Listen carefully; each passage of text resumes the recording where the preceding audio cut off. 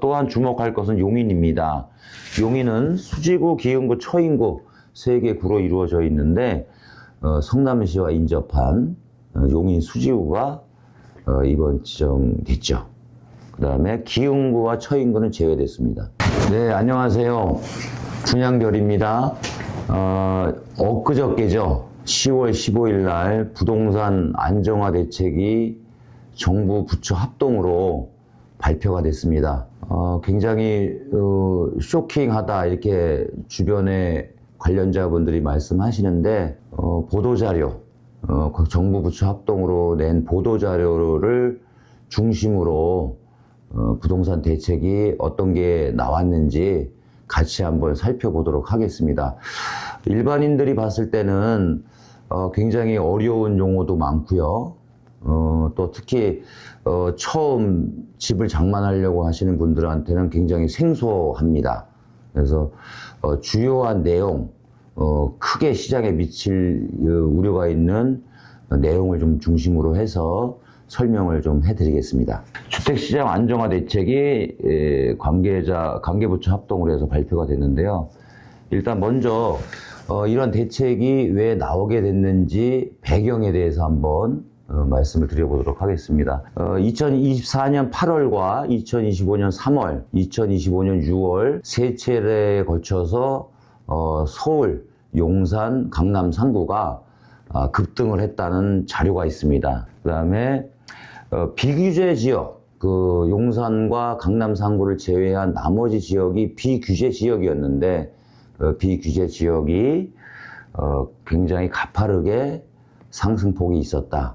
이런 점을 시장에서는 체크를 한 겁니다. 그래서 수요 억제를 통해서 분양가, 아파트 매매값 상승하는 것을 막겠다는 취지의 발표 내용이 되겠습니다.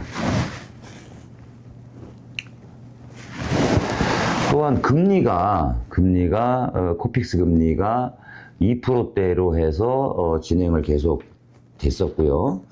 그 다음에 중요한 거는요, 제가 이제 주목하는 부분은 이 부분인데, 지난 정권 포함해서, 실질적으로 입주 물량, 공급 물량이 굉장히 부족했다고 봅니다.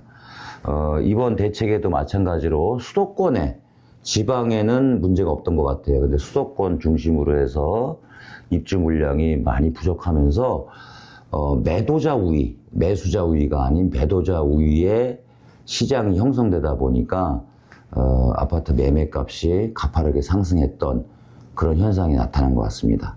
그런 현상에 의해서 10월 15일 부동산 대책이 나왔다고 봅니다. 어떤 대책이 나왔는지 중점적으로 볼 건데요. 조정 대상 지역과 토지거래 허가구역, 또한 투기 과열 지구가 추가로 지정이 됐습니다. 그 지역이 어딘지 한번 살펴보겠습니다. 지도를 통해서 한번 보면 금방 이해가 될 것 같습니다. 서울 전역 포함됐고요. 주목할 만한 것이 이제 경기도, 특히 이제 경기도 북부보다는 남쪽에 집중됐습니다. 경기도 성남시 전 지역이죠. 그 다음에 서울과 인접한 광명시, 그 다음에 안양시는 동안구가 지정이 됐어요. 만안구는 이번 지정에서 제외됐고 동안구가 지정이 됐고요. 또한 의왕시, 군포는 제외됐는데 의왕시는 포함됐습니다. 수원 한번 볼까요? 수원은 장안구, 팔달구, 영통구가 포함됐고 수원시 건성구는 이번 규제에서 빠졌습니다. 아무래도 건성구 쪽이 최근에 지난해부터 아파트 매매가가 다른 지역에 비해서는 크게 주목할 만한 점이 없다 보니까 수원, 건성구가 빠져 있는 상황이고요. 또한 주목할 것은 용인입니다. 용인은 수지구, 기흥구, 처인구 세 개 구로 이루어져 있는데 성남시와 인접한 용인 수지구가 이번 지정됐죠. 그 다음에 기흥구와 처인구는 제외됐습니다. 그래서 남쪽에서는 용인, 기흥구, 처인구, 동탄 신도시가 포함되어 있는 화성시, 그 밑에 지역은 이제 빠져 있고요. 동쪽으로 가보면 하남시가 강동구 옆에 하남시가 포함됐는데 구리시가 좀 빠져 있습니다. 구리 남양주. 그다음에 일산 지역은 전체 의정부 포함해서 파주까지 해서 빠져 있고요. 그다음에 인천, 부천, 시흥, 안산이 빠져 있는 그런 상황입니다. 그래서 풍선 효과들 많이 말씀하시는데 강남 상구, 용산구 지정했더니 비규제 지역에서 아파트 매매값 상승 효과가 나타났고 그러다 보니까 서울시 전역이 묶여 있죠. 이번에도 마찬가지로 제외됐던 지역을 한번 주목해 보실 필요가 있을 것 같습니다. 조금 강력한 규제가 나왔는데요. 한번 이 지역에 해당되죠. 이 지정된 지역에 해당되는 내용이 어떤 것이 주로 있는지 살펴보도록 하겠습니다.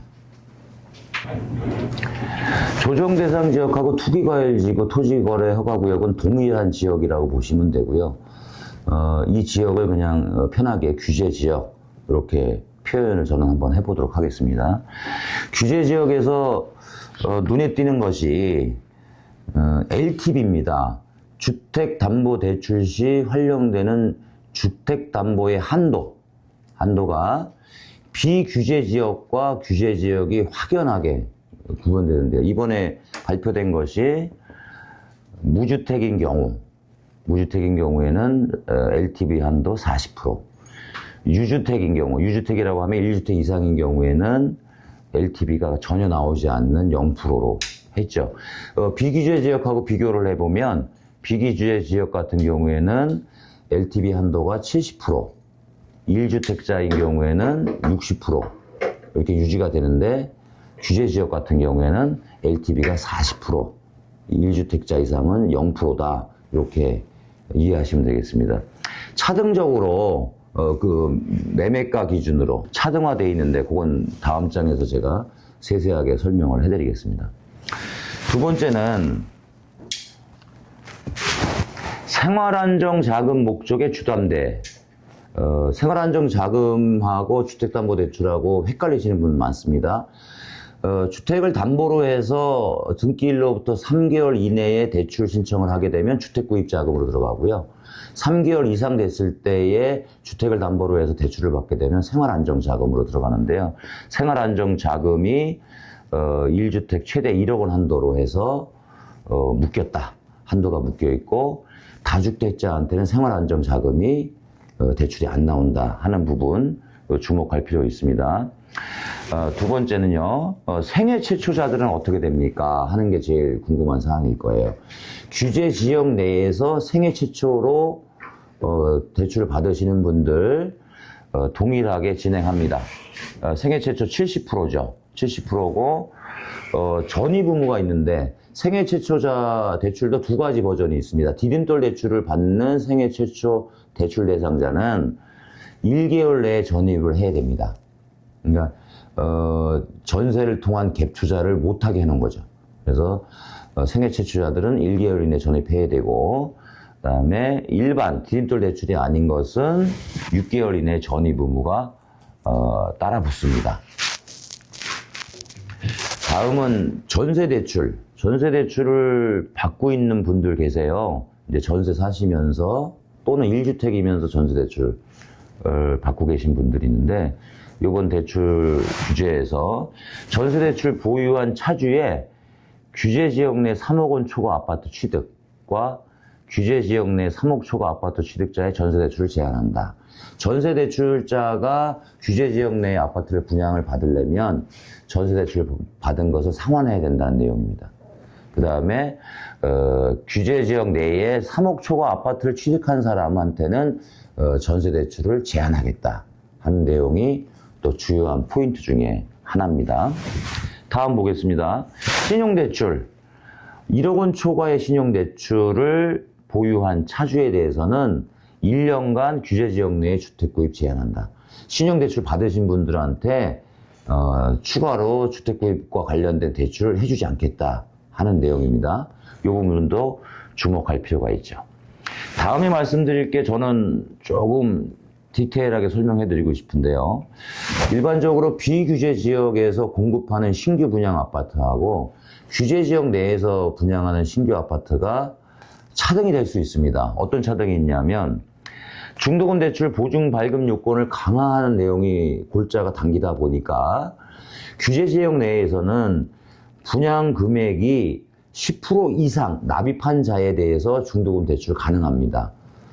두 번째는 세대당 보증 건수가 한 건으로 제한된다는 거죠. 지금은 규제 지역이 아닌 곳에서는 현재까지는 가구당 보증 건수 2건, 그 다음에 계약금이 5% 이상만 납입했다면 중도금 대출이 가능했었는데 이번에 중도금 대출 보증 발급 요건이 강화되면서 이런 내용이 바뀌었습니다. 그렇다면 이 얘기는 뭐냐면 규제 지역에 앞으로 공급하는 아파트는 기본적으로 분양대금의 10%가 계약금이 의무적으로 돼야 되고요. 세대당 보증 건수는 한 건. 그러니까 분양권을 한 채 또는 두 채를 이제는 두 채까지는 할 수가 없다. 분양권인 상태에서도 중도금 대출은. 현금이 있으면 가능하겠지만 일반적으로 쉬운 얘기 아니죠. 중도금 대출 현금을 잔압한다는 건 극히 이례적이고 극히 일부에 해당되는 거기 때문에 저는 이번에 발표한 것 중에 주목해 봐야 될 포인트가 이 부분이라고 저는 생각을 합니다. 그래서 이런 차이로 인해서 규제 지역 내에 분양하는 아파트의 분양 조건과 규제 지역에서 벗어난 제외된 지역에 분양하는 분양대금에 대한 분양 조건이 완전히 달라지는 거죠. 10억이면 분양가 10억인 아파트를 신규 분양 받는다면 1억 원의 계약금이 필요한데 그전에는 5천만 원만 있으면 가능했지만 이제 1억 원 준비해야 된다는 얘기고요. 그 다음에 중도금 대출은 가구당 한 건이다. 이렇게 제한이 되니까 많이 위축이 될 수 있는 그런 상황이 되겠습니다. 다음 한번 보겠습니다. 저는 여기서 세제 부분에 대해서는 주목해야 될 만한 게 취득세 중과입니다. 취득세 중과. 기존에는 1주택, 2주택, 3주택에 대해서 중과했습니다. 그래서 기본세율, 우리 보통 1%에서 3%가 취득세 기본소율인데 중과하겠다, 8%로 중과하겠다는 겁니다. 3주택자. 근데 이번에 바뀐 지형이 2주택자, 규제 지역 내에서 2주택을 소유했다면 8%로 중과하겠다는 겁니다. 그 다음에 3주택자는 원래 8%였는데 규제 지역 내에서 3주택을 가지고 소유하게 되시면 12%. 그죠? 그러면 10억 기준으로 3주택일 경우에는 취득세가 1억 2천, 10억일 때 2주택이면 8%는 8천만 원이죠. 그러한 취득세가 부과된다. 요게 제가 봤을 때는 주목해야 될 부분인 것 같습니다. 그 다음에 다주택자 양도세 중과 및 장기 보유의 특별 공제가 있었습니다. 근데 규제 지역 내에서는 이런 것을 배제시킨다. 그 다음에 1가구 1주택, 1세대 1주택의 비과세 요건을 강화해서 비과세 요건을 없애겠다. 이제 이런 부분들이 주요한 내용이 되겠습니다. 전매 제한 사항 관련해서는 수도권은 이제 3년으로 전매 제한한다는 거죠. 분양일로부터 보통 공사기간이 한 3년 정도 본다면 입주할 때까지 전매는 완전히 금지된다. 이렇게 보시면 되죠.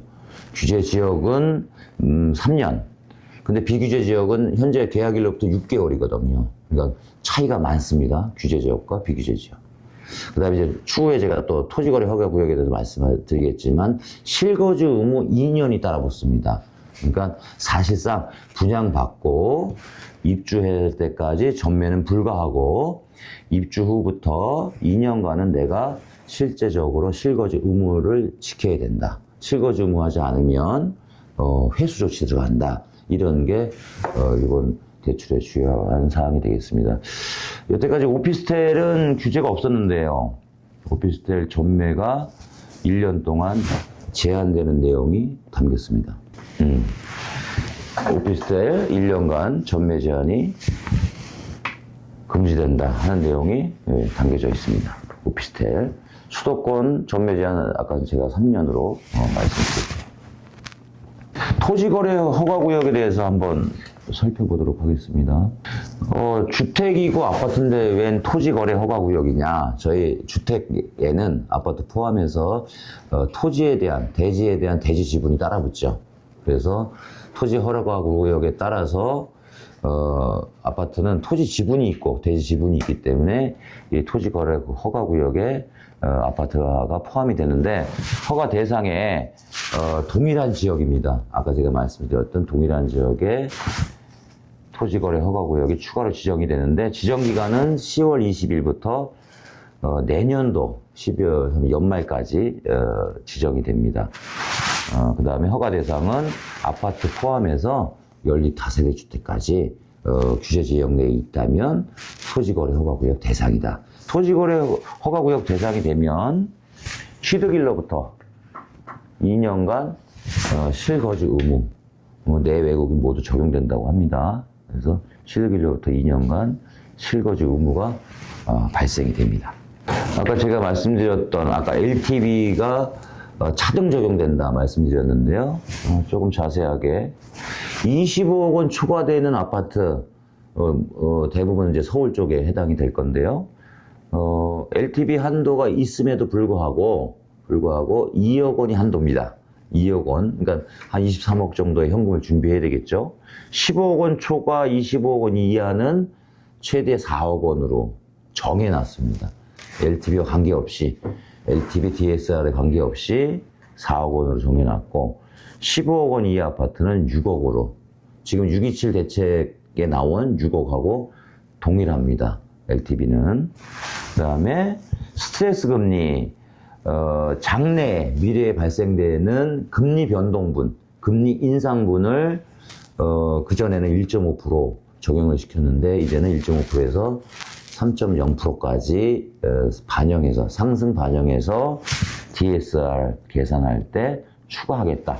사실상 대출 금액이 또 이 스트레스 DSR 이율이 올라가면서 조금 더 대출 받는 데 영향을 미칠 수 있는 그런 내용이 되겠습니다.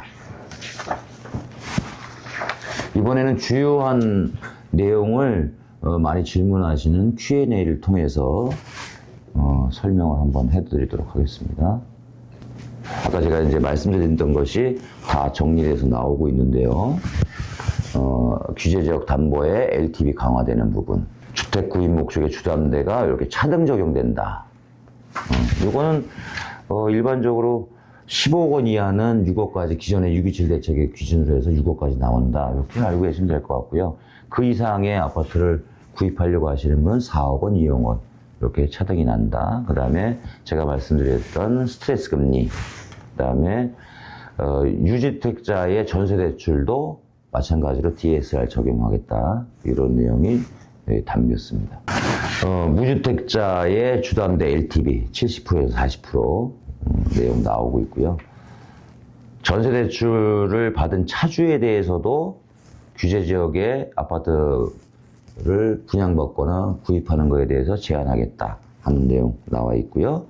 그다음에 최초에 제가 말씀드렸던 신용대출 보유한 차주에 대해서도 규제하겠다 이런 내용입니다. 여기서 한 가지 서울 쪽에 계시는 분들은 이제 주목하셔야 될 게 재건축 재개발에 따른 중도금 대출과 이주비 대출을 받은 경우에는 추가적으로 구입이 제한됩니다. 그래서 이 부분도 많이들 질문하시는 사항인데 이것도 같이 알고 계시면 좋을 것 같습니다. 이번에 말씀드릴 거는 토지거래 구역이 지정 시에 LTV가 70%에서 40% 강화되는데 여기에는 오피스텔 토지 상가도 포함이 되죠. 포함이 된다는 사실 이것도 한번 보실 필요가 있어요. 이상 제가 주요한 것만 정리해서 말씀을 드렸는데요. 어쨌든 627 대책이 나오고 또 93 대책이 나오고 10월 15일 대책까지 새 정부 들어서 벌써 연이어서 3번 연속의 대출 규제가 나왔습니다. 시장에서는 좀 혼란스럽고 굉장히 소극적인 매매 거래 일어날 겁니다. 그리고 당분간은 주택 구입하는 거에 대해서 포기하시는 분들도 생겨날 건데요. 점진적으로 보면 주택에 대한 공급이 우리나라가 전 정권 포함해서 한 5년간 실질적으로 많이 공급이 안 됐어요. 그리고 수도권에 있는 인구 유입이 계속 늘고 있거든요. 지방에서 수도권으로 유입되는 인구가 교육이나 직장 등의 이유로 지속적으로 수도권으로 유입이 되고 있기 때문에 수도권, 서울을 포함한 이 수도권이 주택, 특히 신규 주택에 대한 공급이 굉장히 부족한 상황입니다.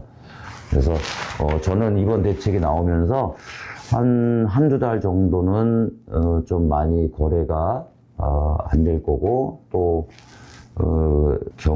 주택을 구입하는 심리가 많이 위축될 겁니다. 근데 한두 달 정도 지나면 신규 주택을 분양하는 그 실수자들이 어느 쪽으로든 어떤 방향으로든 옮길 거라고 생각을 합니다. 특히 규제 지역의 아파트를 보려고 하셨던 분들이 비규제 지역 쪽으로 방향을 돌려서 비규제 지역 쪽은 활성화되지 않을까, 이런 생각을 합니다. 그런 측면에서 이번 규제 지역에 들어가지 않았던 지역을 우리 고객님들께서 면밀히 보셨다가 적정한 타이밍에 매수 타이밍이나 신규 주택 분양하는 타이밍을 잡아보시면 좋을 것 같습니다. 이상 10월 15일 부동산 대책을 좀 다뤄봤습니다. 감사합니다.